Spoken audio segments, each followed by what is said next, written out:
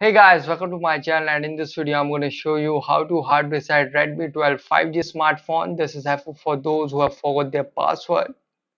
So you can see, okay, to do hard reset, first power off your smartphone, slide up to power off.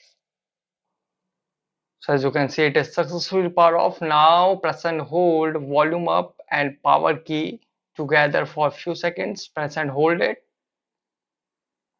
and release. And you can see it will send you in MIUI recovery. Now volume keys to move up and down and power button to confirm. Now go to wipe data and confirm, and you can see wipe all data. Go to wipe all data and confirm. So you can see confirm wipe of all data. This cannot be undone. Go to confirm and confirm it.